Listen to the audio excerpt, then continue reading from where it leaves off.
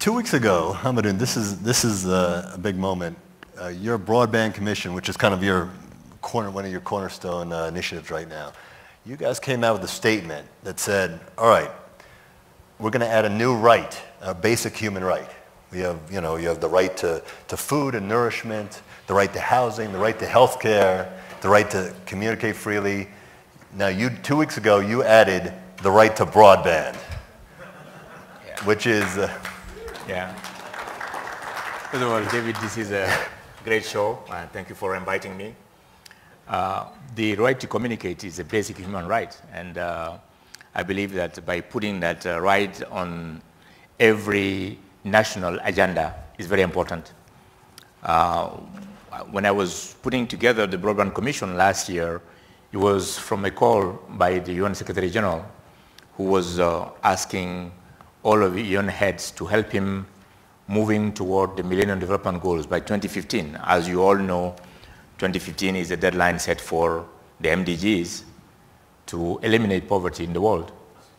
And of course, some of my colleagues in the UN system were, since no one of them were able to predict the financial crisis, everybody started to predict the fact that we're not going to meet the Millennium Development Goals.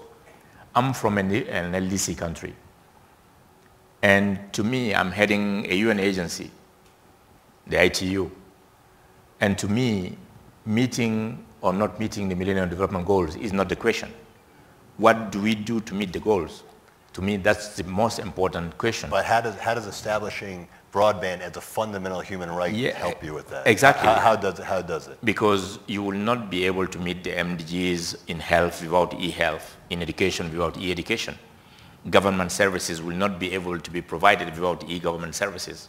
And therefore, it is important that broadband is put high on national agenda. And it's very clear that we need to have government, private sector, and consumers all at the same level in a complementary manner. And this is why we call on many business leaders to join in the Broadband Commission. And how's the reaction been at the UN? Is this something you're going to push forward to the general body? Or? Last year in September 19th, we presented the first report of the Commission to UN Secretary General. September 19th, that was at the eve of the MDG Summit in New York, when the General Assembly meets to discuss this issue. And the report was very well received. I believe that today we have broadband high on the national agenda of every country. We just held 2 weeks ago in Geneva a broadband summit where we had governments and private sector coming in there to discuss the ways and means to do this. Well, the timing's so interesting because you're coming on the heels of Arab Spring.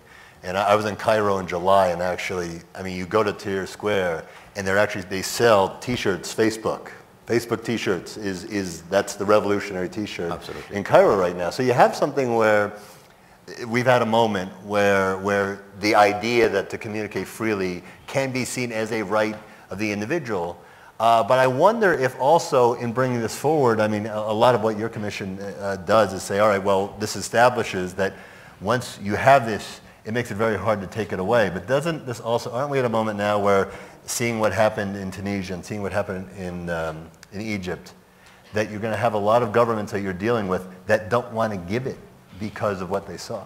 Well, the Arab Spring has shown the real fact that communication is a very powerful tool in the hands of people. And when governments take it out of their hands, it becomes a bomb in the hands of those governments, ready to explode. Right. And every nation, when they're given the means to communicate, they will be able to take care of themselves.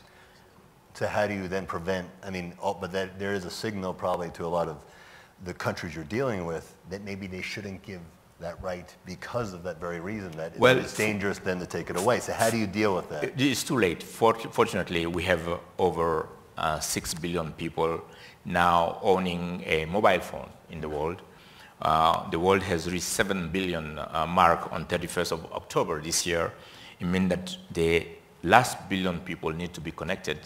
And when we're getting there. And our strategy is to make sure that everyone exercise this basic human right.